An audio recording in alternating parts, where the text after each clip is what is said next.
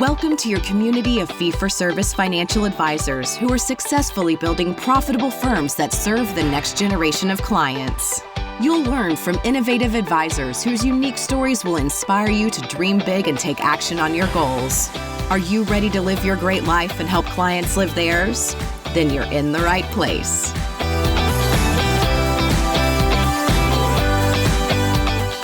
Hello and welcome to this episode of XYPN Radio. I am your host, Alan Moore, and today I'm excited to welcome XYPN member Danielle Harrison, founder of Harrison Financial Planning, a fee-only firm based in Columbia, Missouri, on the show today. Danielle was destined to be a financial planner starting all the way back in middle school as a kid fascinated by finance. She entered financial services as a bank teller and eventually moved into the wealth management side of the bank. After going on maternity leave with her second kiddo, she came back to a pretty toxic situation that ultimately led her to launch her own firm in January 2021, well ahead of schedule and in the middle of COVID. I am so appreciative of Danielle's willingness to come to tell her story and be honest about the difficulties and challenges of her first year in business. She has persevered and is building a really amazing business that supports her family and their goals. Without further ado, here's my interview with Danielle. Thanks for being a listener of XYPN Radio. We want to hear from you about what you want to hear from us. What types of guests do you want to learn from next? What topics or pain points are you craving insights on? Go to xyplanningnetwork.com/radio survey to fill out a short survey telling us what and who you want to hear from on XYPN Radio. That's xyplanningnetwork.com/radio survey. Danielle, welcome to the show. Thanks so much for being on. Thank you for having me. As I was saying in the pre-call, I'm a little nervous. I'm back after 17 months of not having hosted a podcast. So thank you for being a bit of a guinea pig and letting me get my training wheels on for one episode. But excited to have you on and hear more about your career story, your path to launching a firm last year in the middle of COVID. Actually, I would say during the part of COVID where we thought it was never actually going to end, we were no longer hopeful. When you were launching a firm and that journey. So again, thank you for taking the time to be on the show. Yeah, well, we both have nerves, so it'll be okay.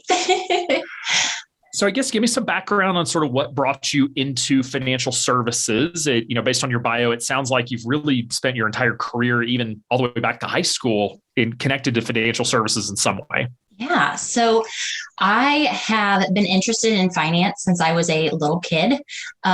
In fifth grade, we had to draw what we wanted to be when we grew up, and I drew a stockbroker. Wow. So yeah, not nerdy there at all. And then I started reading financial magazines like Kiplinger and Money in middle school. And so it's just always something that I've been drawn to. And I started my financial career as a bank teller at a small local bank when I was 16. From there, I had internships with a State Farm agent.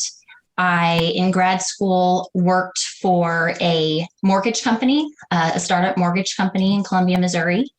And then after grad school, I went into commercial lending, and I did that for 7 years prior to entering into wealth management.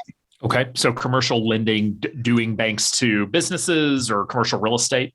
Yeah. So a lot of it was real estate based, doing spec loans for builders, rental properties, low income housing tax credits. It kind of ran the gamut. Okay. I hear commercial real estate commercial lending is actually pretty fun and varied. There's actually a lot that goes into that. I know it's a hyper detail oriented career, but can be pretty fun. It can get pretty monotonous. Okay, that's fair. So I had to do the underwriting as well, but I think the main game for commercial lenders was really the sales process. And so some people excel in that. It was not something that I enjoyed doing because I felt more like a commodity because it was very interest rate based. And so, yeah, it was good to start my career that way, but I was ready to make the next step. Okay. So yeah, what sort of caused you to make the leap into then wealth management, financial planning? Yeah. So even back in college, like my plan, I did a 10-year career plan, and it said I was going to get my CFP designation and I was going to start my own firm. And then I found out that at least in the mid-Missouri area, it was product pushing and everything was commission based. It was sales based. I grew up in a small town. No one was wealthy there. It was a very poor area. And so I remember interviewing with Northwestern Mutual, and the first thing they wanted to do was have me write down a list of 100 of my family and friends. And I'm sitting here and I'm thinking, oh my, like, are they expecting me to call and hound all these people for things? Like, there was no discussion of my merits. There was none of that. And so it really took me aback. And for a while there, I didn't realize that there was the fee only aspect of financial planning until I started really digging into it. So yeah, it's really unfortunate because you were so well versed in financial services. If you're reading Kiplinger and Money Magazine as a kid, like you were way more knowledgeable about financial services than most, and still didn't know that fee only was out there. So it's an unfortunate reality that we're still, I think the CFP board is doing a lot of work around this, trying to educate around fee models and such, but obviously they have their own conflicts and struggles with that education. But that's tough when even you did not realize there was sort of this other side of the industry. Yeah. Yeah. And so it kind of just worked out. I was getting very bored doing commercial lending. And so I started just doing kind of interviews with people in the bank that I worked at, because I really enjoyed the bank that I worked for. It was kind of a family atmosphere. And the first person I went to talk to was someone in the wealth management department. And that's where I learned, oh, it's based on assets under management. It's fee only. At the time, they were very, very investment driven, but they were trying to, because it was a typical trust company, but they were trying to move into more wealth management and financial planning. So had you gotten your CFP at this point? No. So I started with the wealth management division in March of 2018. And the first thing they had me do was go to the first year of trust school. So I got that under my belt. And then in June of 18, I started the education for the CFP. I completed that and sat for the July exam in 2019, and luckily passed on the first time. That was grueling, and I'm glad to have that over with. If you're out there listening, if you can do it before you have kids, like, try to do that. I had a toddler, and then I actually worked for a startup at the same time as an independent contractor. So I was working two jobs, had a toddler, and trying to manage that all. But it felt really good to pass. So the whole thing they were wanting me to do was to bring financial planning to the bank's footprint. Okay. Yeah, I was going to ask, because I saw your kids' ages, which means, you had a little one for this process. So it feels like one of those years you look back and you go, what was I thinking? We all have those years. And in the moment, you're like, I got this. This is great. But I think it's a good call out for those who are looking at taking the CFP. I was fortunate enough. I took the CFP while I was still in college, because I knew if I left, there was no way I was going to go back to study mode. Once I was out of study mode, I couldn't imagine getting back into it, but do not wait. There's go ahead and get that done, especially if you're qualified for it. But I guess but in the end, a lot of folks, a lot of listeners are career changers. They're in that position. You can't go backwards and say go knock this out before I had kids, once you have kids.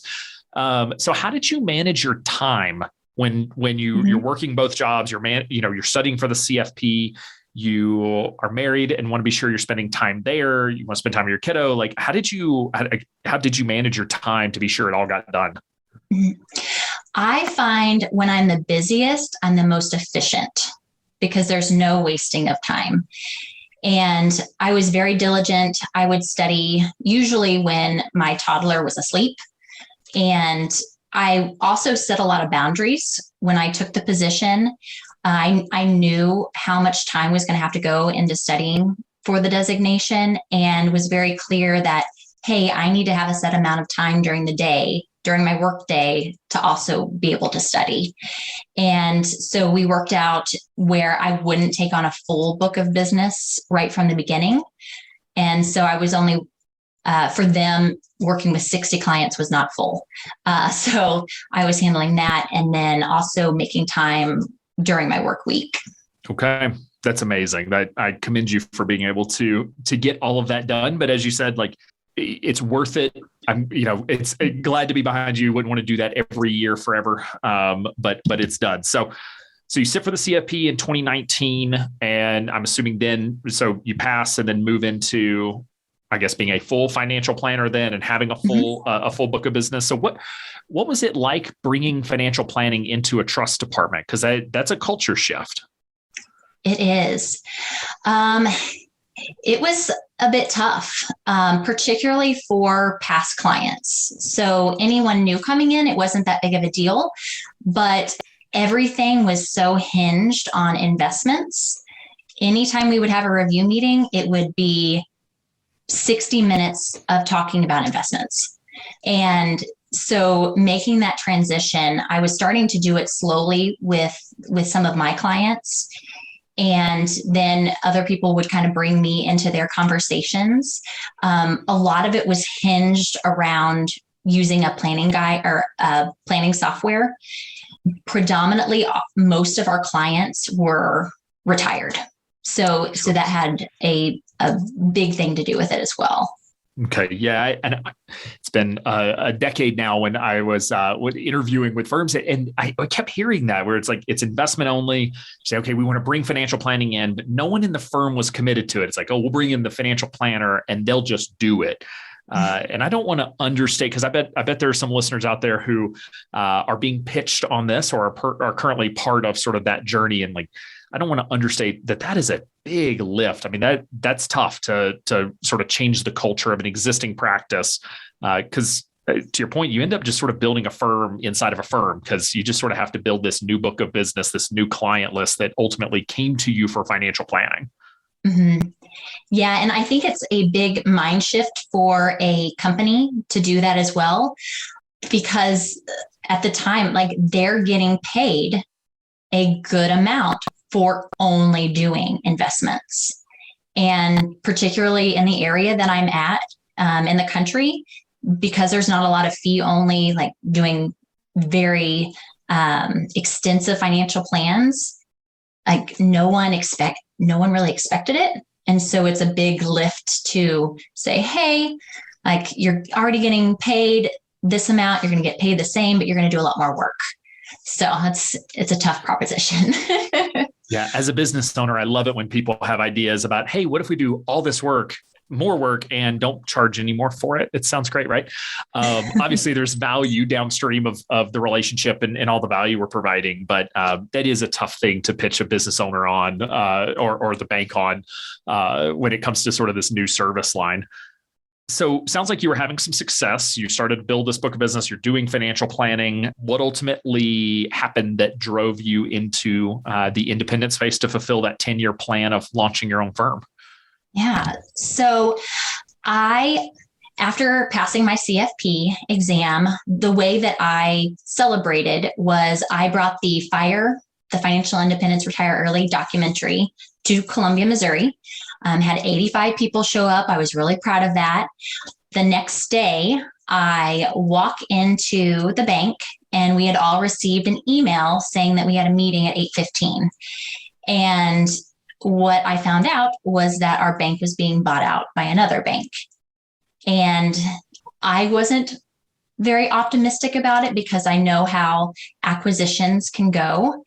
And so that whole thing just led to me needing to step away.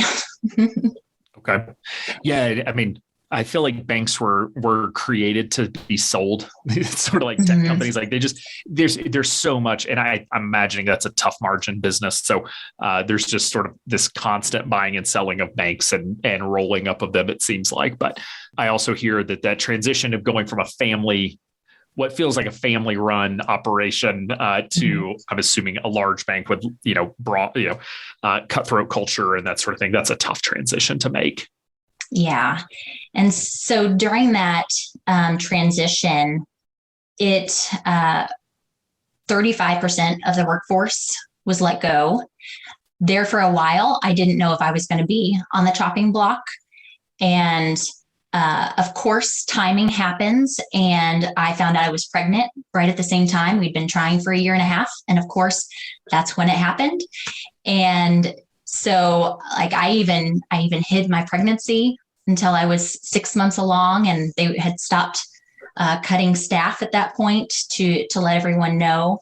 But it was really devastating. Like we had this family going on, and I'm seeing everyone leave, and I was in charge of the bank's 401k plan and their ESOP. So I was trying to do as much education as I could for all of the employees, particularly those who weren't being retained by the bank. And the merger didn't go well. There was a mass exodus of clients, as well as a mass exodus of employees who were retained but decided not to stay on, which in my department, about half left. Wow. And so I went out on maternity leave in May of 2020. And then while I was out, my assistant left, the advisor who was watching all my accounts left. And then within a couple of weeks from returning, 2 additional advisors left. And so I was stuck with probably 60 new clients at that point that I had no clue what was going on in their life. I was afraid I was going to have panic attacks. Like it was just overwhelming. I was afraid to answer the phone because if anyone called, I didn't have the support staff to get anything done. So that made me actually push up the time that I was going to leave and start my own business. So I jumped a little before I was ready. Okay. Yeah. I mean, and of course you were doing 3 people's jobs for 3 people's pay, right? And that's how that always works. Oh, I had a pay cut. I had a pay cut, actually. Okay, there we go. 3 times the work and less pay. Yeah, that's tough. I can only imagine the amount of stress that you were under at that point. So you said you went on maternity leave in May. When would you have gotten back? In August or so. I was able to work out where I could work from home for a little bit, which was good because my youngest, like pretty quickly after I started back, was out for 2 weeks for COVID. Not himself, but someone in his classroom. So he was quarantined. Yeah. So it was a pretty hectic 3 or 4 months after that. Yeah, I mean, 2020 was a year to maybe forget. It's hard to remember. I mean, being 2 years ago now, even it feels like it was a lifetime ago. But yeah, I mean, you're trying to work. You're also have kids at home, so you're like teacher / daycare plus trying to work and like trying to recover. I mean, coming off of a pregnancy, like you need time for yourself. That's an immense amount of pressure and workload to try to survive, what was the most stressful time of our lives for many of us. So you decided to make the leap in the middle of COVID with now 2 kids that are an infant and a 3 or 4 year old at the time. Yeah. What could go wrong? Sounds like an easy. Isn't it crazy though when when launching a business sounds like it's going to be less stressful than what you're currently experiencing? Yeah, and it actually was, which is crazy. That was going to be my next question because I'm curious if the dream and the reality ultimately met. Because again, like that's on paper. You launched a firm at possibly the worst time that, according to the books, that you could launch. Right? You don't launch a business when you have kids. You're supposed to wait until they're older and out of the house, and you have more stability. Like you bucked the trend. Looking at it now, a year and 4 months in, like was that the right call? Yeah, and I actually wrote an article about this because I felt like I wouldn't have been employable last year. Just looking at all of the sick days and the snow days and just so many things happening. After I launched my firm so I didn't have the website ready when I launched. We finished it up that weekend after I left my position at the bank. That Wednesday, I sent out my social media push, letting everyone know what I was doing. And then within 2 hours, had a call from my youngest daycare again, that he was exposed to COVID. So another 2 weeks. And it just, things like that just kept happening. And luckily, having the flexibility that I did, my husband, he's in the healthcare industry. He's the practice manager for the local VA hospital. He was dealing with a lot of the logistics of COVID protocols and all of this type of things. So a lot of it had to fall on me to step up and be there for my kiddos. And though it was stressful, like having my own business, and maybe I'm going to work at 8:00 at night when my boys go to sleep, but I have that ability. Which was not something that was not flexibility you were ever going to get at the bank. Like that's just that's not the way that works. Yeah. There's the expectation that you're there from 8 to 5. So. Yeah. I mean, it's amazing the number of stories that I've heard from XYPN members that, I mean, so many of them left and started their own firm, many of them in the middle of COVID. And one of the things I hear a lot is like they left to be able to start or support a family. I mean, and I'm like, you don't start a firm to start a family. That's completely backwards. But I mean, and I say that in jest because I totally get it. That, if where you're currently working is just not going to be supportive, and COVID, we had to be extra supportive of parents. I've got 3 little ones, so I totally understand just like what it took to try to coordinate all of that. So I would say businesses were already not very supportive of parents, but then we needed to be supportive in a way that was unprecedented because just what all we were dealing with at home as parents. And so it does make sense. But yeah, it's just amazing how many XYPN members left comfortable jobs. Sounds like comfortable may be an overstatement for you. But left jobs, kind of got out of a warm bed and touched the cold floor, but stable jobs. That's fair. There we go. Stable job for the instability of entrepreneurship. Okay, so let's fast forward to where you are today, and then I want to talk a little bit about sort of the launch process. So we're 16 months in now, right? You launched in January of 2021. Where is the business at today in terms of number of clients, sort of maybe estimated revenue, expenses for this year? Just give listeners an idea about where the business is at. Yeah. So I now have 16 ongoing clients as well as a handful of hourly. Okay. And looking at like revenue, if all my clients were with me for a year, it'd be around about 80,000 now. Wow. In year 2. Mm-hmm. That is amazing. That's incredible. Okay. So 80,000, and that's probably without growth. So if you have some growth, you're going to be knocking on the 6-figure door this year. Mm-hmm. Congratulations. Thank you. It was tough to get there. Yeah. And let's talk about that, because I know I and many others are guilty of just talking about like, hey, look, if you just launch in the middle of COVID with 2 young kids, and the year 2, you'll be making $100,000 a year. Look how easy it is. And that is not the reality. And so let's talk about the reality of what you experienced in that first year. Can you give listeners sort of, what was sort of those first 12 months like for you as a new business owner, as a mom to 2 young kiddos, as a wife, as a new entrepreneur? Yeah. And I am glad that we are spending some good time on this, because sometimes I think a lot of when individuals come on to podcasts, we see the good side without seeing all of the work that was put in. And sometimes it can be a little demoralizing. And I know for myself personally, like I had to step back from that comparison game, because I was looking at other individuals who were maybe there was a niche that I was trying to go after and they were just killing it and I'm floundering.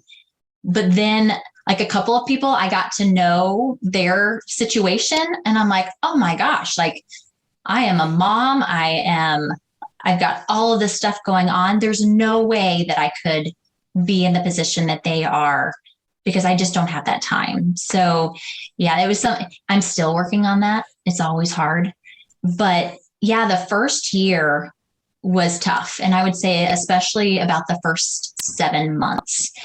So after during the merger of the bank, essentially we were all let go and then rehired. And as a condition of employment, everyone in the bank, from the janitor to the CEO, was required to sign a non-solicit agreement. So that meant that we couldn't talk to any past clients or current clients for a year. We couldn't take any of them on. So that was a hurdle that I had to jump off of. And it was very tough to have some really close relationships with clients. I had a client whose husband passed away from COVID, and I was just hand-holding her, trying to make sure that she had everything in place before I left. And there were a lot of clients like that I so wanted to work with, but I wasn't able to. So I had to start from the ground up. And luckily, I had a couple of clients that signed on pretty early in the year. And I think I had one in January, one at the end of February, and then I did not have another client until August. All right. And 6 months of 6 waiting. months of no clients. And that was a extremely tough time to go through because I was second guessing every decision I was making. Was it a financially trying time? Were you in a position where that was going to be that not only, maybe disappointment or confusion, but also like, did you really need to be generating money for for your family, for your household at that point? So financially, we were fine. We have always had the mentality of living off of half of our income. And so when I stepped away, actually we were still able to save some, but I was used to seeing our accounts go up by large amounts every month. And so that was a transition. And more, it was just like, did I make the right decision? Like, I know I can do this, but why aren't things clicking? And like, my husband was very instrumental in like giving me pep talks. I had a business coach that was through the Missouri Women's Business Center. And so it's free coaching, and having her like along the way, just tell me, okay, you're doing everything that you need to do and it is going to click. And she actually said it was going to click in month. Like, she had me imagine like what it was going to be in month 8 when things just started to click. And of course, that's when it actually happened. And then from August till now, that's when I've added 14 additional ongoing clients.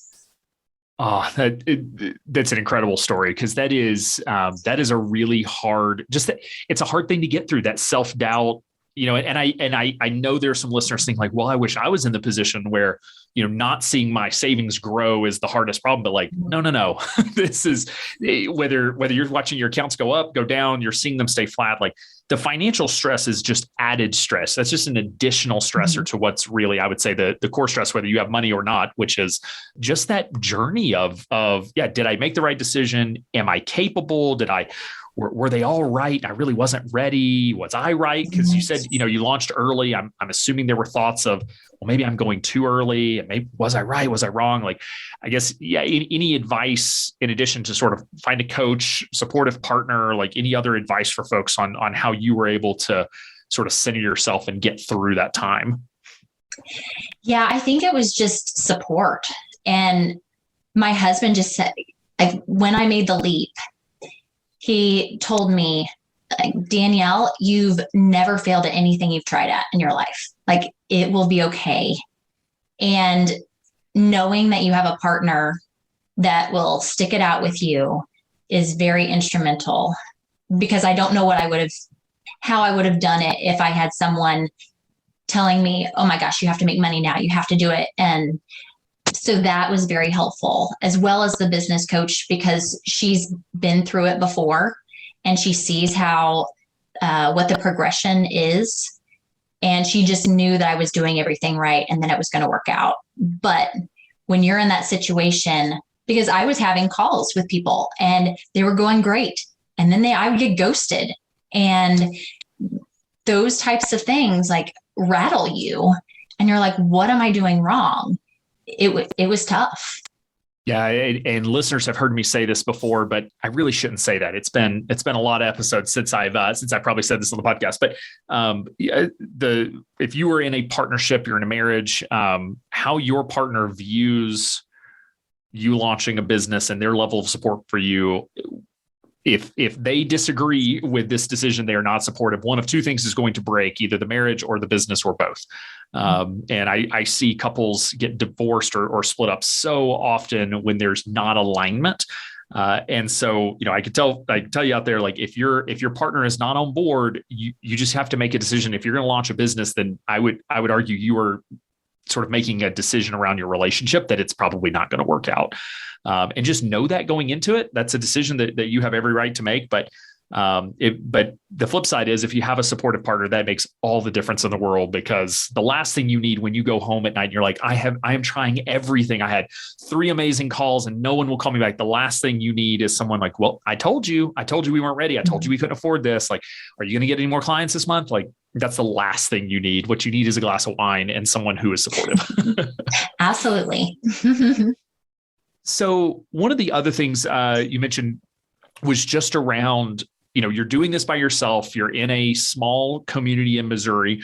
I imagine this is a bit of a lonely journey for you as well into entrepreneurship. I mean, in the middle of COVID, is that accurate?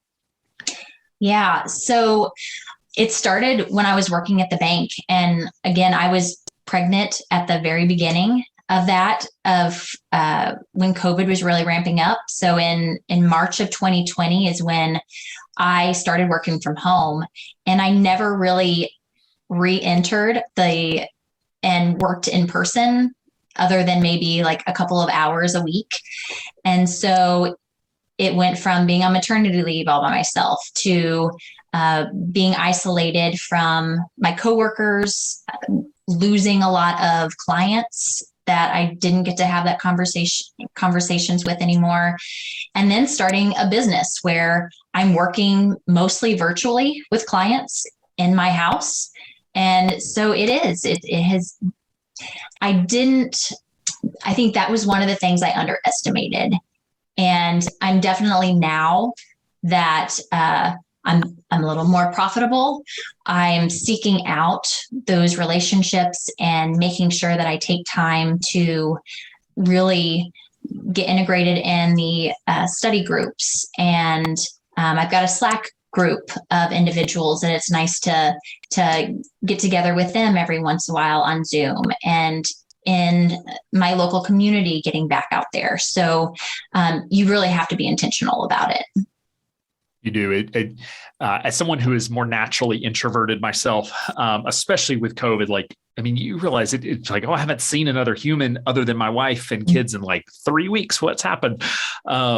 You really do have to be intentional. Even without COVID happening, the journey of entrepreneurship can feel very lonely. I would say that's one of the primary reasons we started XYPN to begin with. And I would say one of the values sort of that has been here on an ongoing basis, which is just that allowing folks to start businesses being solo, but not being alone, and having that support, having others around you, having what feels like coworkers in the forums in your study group that you can go ask questions to of, hey, I found this, this random rising premium disability insurance policy. What do I do with this thing? Like, what is going on here?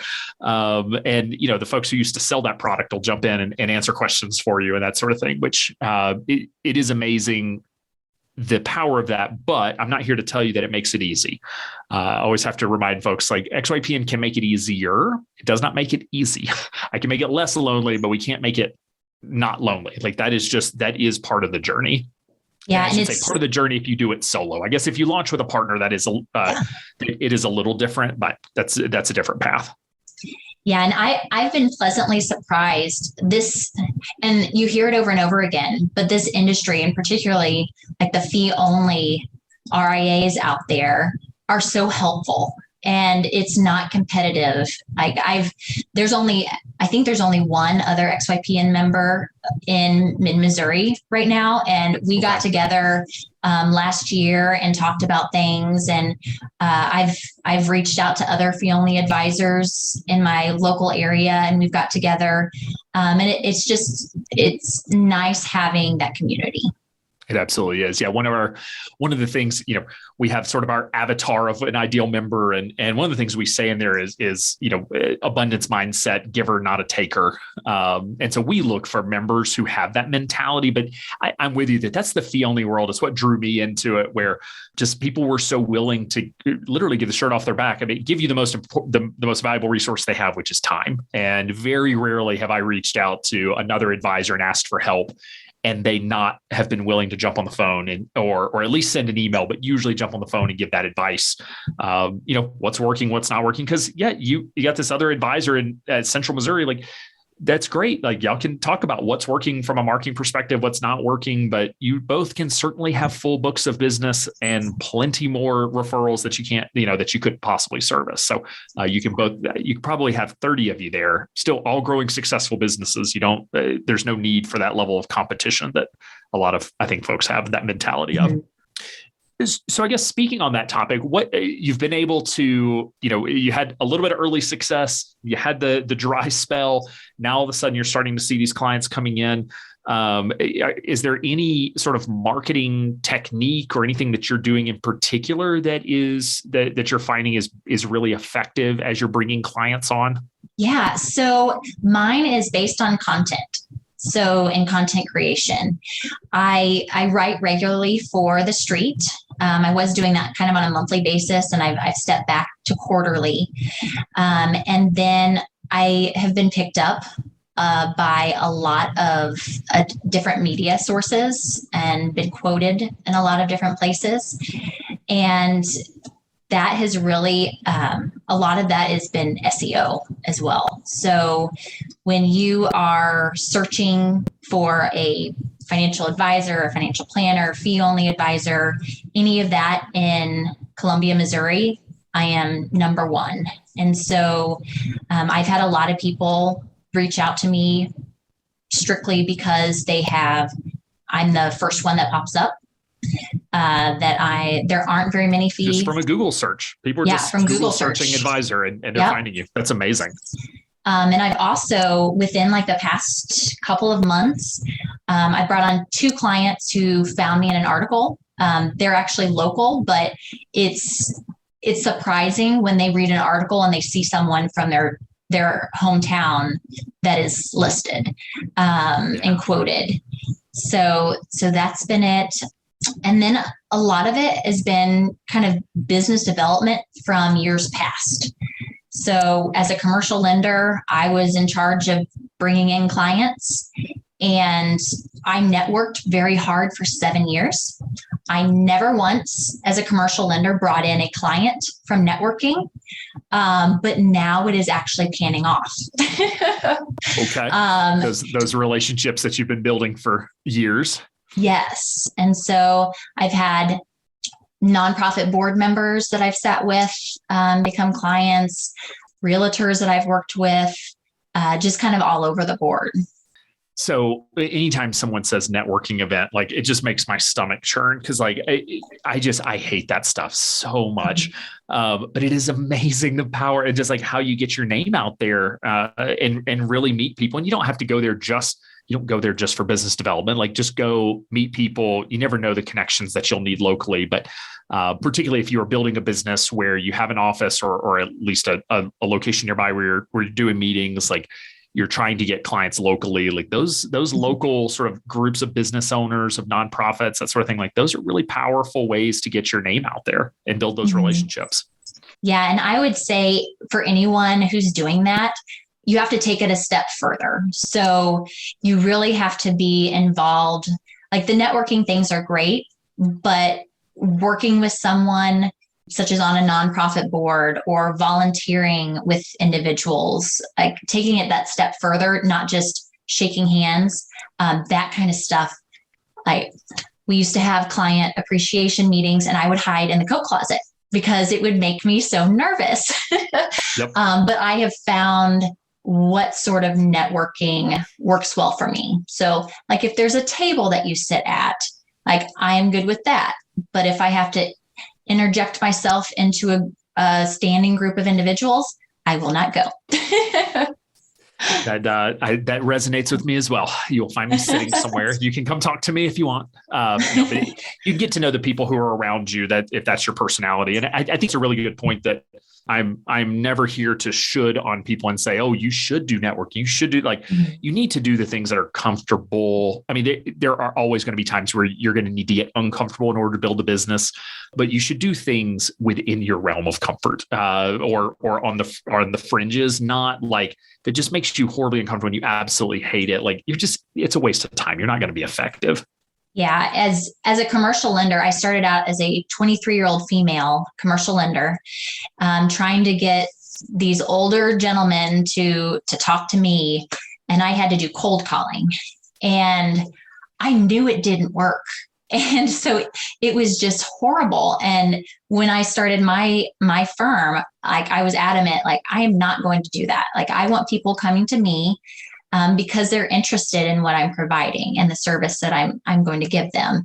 So that was definitely something that I did not want to do in my firm.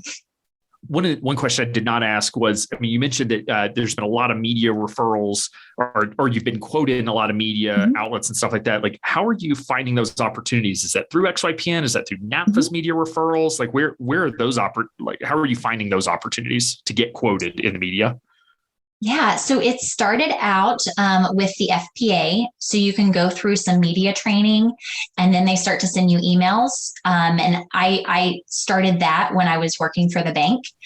And it just happened that a couple of those started to directly write me. So they would directly email me for my thoughts. And so like I had a feature article in CNBC on credit card rewards. And so, yeah, it was that. And then help a reporter out. And just, I would focus in on particular subjects that I knew that I could bring something a little different to. Yeah, help a reporter out. Heyro. Yep. Though I'm going to tell you, I have now, because I'm really good at it, so I like to do it. It started taking up too much of my time. So now I have all of those shoved into another email folder so that I don't see them. Yep, don't spend all of your time on that piece of it. Yes. Yeah, amazing that Heyro is it's such an interesting service, but it really does work. So, I mean, that was around when I was starting my firm back in 2012. So it was around a decade ago. I'm curious. So you're almost a year and a half in, you're starting to hit your stride from a revenue standpoint. But it also sounds like you're a planner because you had a 10-year plan you've had multiple plans now about how this is all going to play out. Like, what is the 10-year plan for the business or whatever the time frame is for long term? Are you hoping to grow big? Are you hoping to hire people? Do you want to be a more of a solo advisor and outsource? Like, what's sort of the vision that you have for the business? Yeah. So I'm going to tell you, when I started the firm, I did not know what I was going to do. That's fair. I am a very ambitious individual. And so I could absolutely see myself growing a large firm. But one thing that I learned about myself is that I can achieve, and it doesn't always bring happiness. And so I took a step back. I had a good conversation with my husband about expectations. So like revenue, like how much are you expecting? And his answer was about 200,000. And so that was great to know what he was thinking, which actually took stress off of me. And really what I have decided, at least this point in time when I have young children, is I'm going to stay solo. I don't plan on hiring any employees at this time. Maybe I may outsource a little as I grow my client base, but I really see working with, say, 40 to 60 individuals and keeping it at that. So that I have the time to do other things in my life. So be there for my boys, spend a little more time on my health. Like that's something that I have not had as a focus, but it needs to be. And to do that, I need to keep a smaller firm. Okay. Yeah, I love that framing, because you mentioned a couple of things that I think are really important. One is, I would say the vast majority of advisors do not know what they want to build when they launch. So you are in, you're in good company there. And many times advisors think they know what they want, and then something happens and they realize, maybe that's actually not what I want to build. Mm-hmm. And the answer can change over time. I don't believe that people are wired that I am a solo, I will always be a solo and nothing but a solo. Like there are times in our lives, and kids are just a great example of sort of this life journey that sort of goes along with the ages of our children, that there may be a time where you say, hey, I do want to stay solo and want that flexibility. And later on in life, maybe is when, hey, I want to take the next 5 years, 10 years to really grow this into enterprise value, get myself out of doing day to day. You may really love being the lead planner for 5 years, 10 years. And then one day you're like, you know what? I'm ready to hand some of these relationships off and run the business. Like that's what I want to do. And what's so cool about one, being the entrepreneur, being the business owner, is you have the flexibility to do that. And two, financial services and financial planning this is just a career where you can be all of the things that you just said you wanted to be, which is you can make great money, have a lot of flexibility, feel like you're doing a great job as a parent, a great job as a partner, and a great job for yourself, which is the most important thing, is that you're taking care of yourself. And that's what's amazing about this career, is that you do have the ability to build that. Now, again, I'm not here to say like it just falls from the sky and it's super easy. It takes a lot of work to build that. However, once you get there, it's just so rewarding and so supportive of sort of the life that you're trying to build. Yeah, absolutely. I'm curious about that $200,000 number that you said your husband threw out there. Is that part of a financial plan that y'all have come up with? Because you said you try to save half your income. Is that so that you can get back to saving half of your income? And sort of, is there a goal? Because you mentioned FIRE earlier was something you had brought to Missouri. Like, is that a goal to be able to retire earlier, or at least be able to retire early? Are there goals associated with that number? There aren't. I think that is just a number that he had in his head before I left. And I had to ask the question, because, and it's just like delving in deeper with your clients, like they may have something in their mind and you have to get it out. And once I knew that, it gave me some clarity. But yeah, so I was really into the FIRE movement, and that was more, I was on maternity leave with my first child, and I was absolutely dreading going back to work. I had a fellow coworker that I did not get along with. And also I was just bored. I was bored doing commercial lending. And so out of that, I really just got into the FIRE movement. But stepping away and into something that I'm more passionate about, like that kind of went away. And so I actually got my certified financial therapist designation. Very cool. And I spent a lot of time during that program looking at myself and how I view money. And I kind of looked back on, like, I was running away from something versus running towards something. And like, we'll probably be at the point where mid 40s, like we're financially independent, maybe a little sooner than that. But I don't see myself stepping away. Like that was actually my plan originally, was to work for the bank in their wealth management department at like age 42 or so, step out on my own, not worry about making any money, but I'm doing that now. And so I don't have any reason to retire early because I'm doing what I love.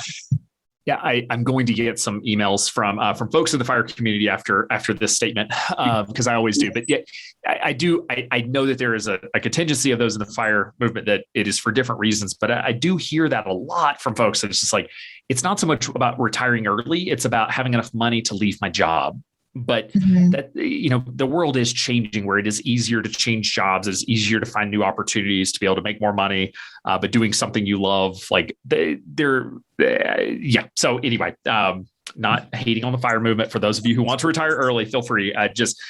But if you're like, I'm bored at my job, like, so what's better than being bored at my job is being bored at home with no job and lots of money in the bank. It's like, okay, well, you still got to do something. Like, you're going to have to find some way to keep your sanity. But last thing I want to chat about before we wrap up is, since you mentioned the certified financial therapist designation, can you give listeners just sort of where did you get that designation from, and what was that journey and that sort of educational journey like for you? Yeah, so the certified financial therapist designation is through the Financial Therapy Association, and you can look them up.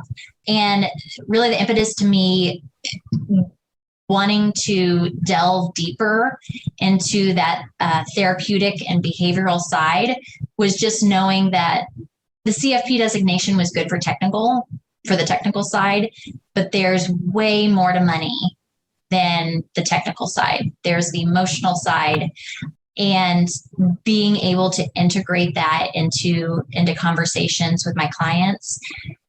You're able to look back. A lot of it is looking back and seeing how money was handled as a child and those types of things. And you can get people over the hump of some of their actions or inactions.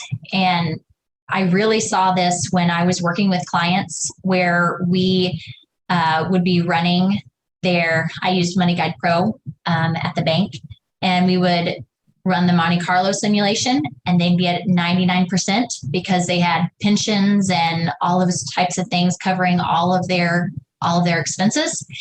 And they would watch the news every single day and fret about what was going on in the market, even though there was nothing, like the market could tank and they were still fine.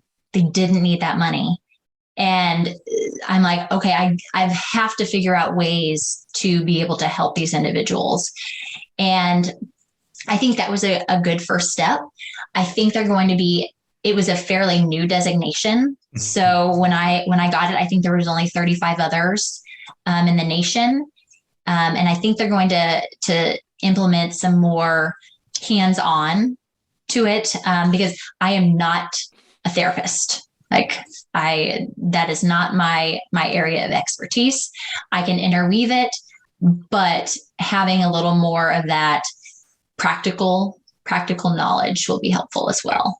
Okay. No, that makes perfect sense. I appreciate you sharing that, because I'm a huge believer in, I just call it real financial planning. But if we're not addressing behaviors, we're not really understanding motivations behind money, then I don't think we can do real financial planning. And we end up just hitting our head against a wall repeatedly, trying to figure out what's going on with our clients, when in reality, like, there's just something we haven't asked the right question to understand yet.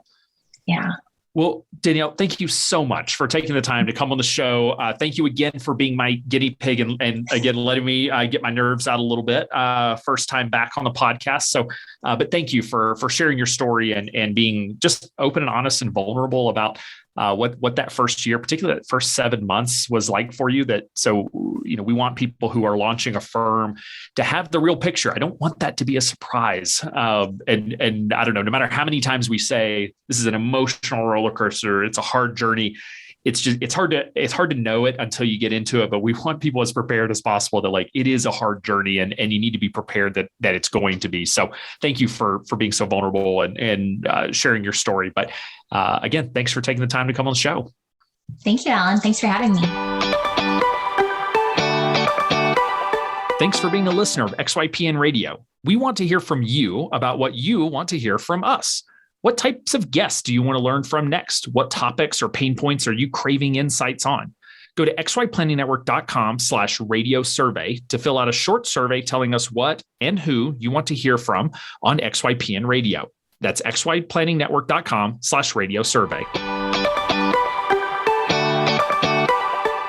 Also, be sure to go to xyplanningnetwork.com/VIP to join our private Facebook group for fee-for-service advisors. It's the community you've been looking for that's there to support you no matter where you are in your journey. Best of all, it's free. Again, that's xyplanningnetwork.com/VIP. Thanks for listening to XYPN Radio. If you enjoyed the show, please be sure to leave a review that will help grow the movement of fee-for-service advisors, serving next-gen clients and building the firms of their dreams. That's all for today's episode.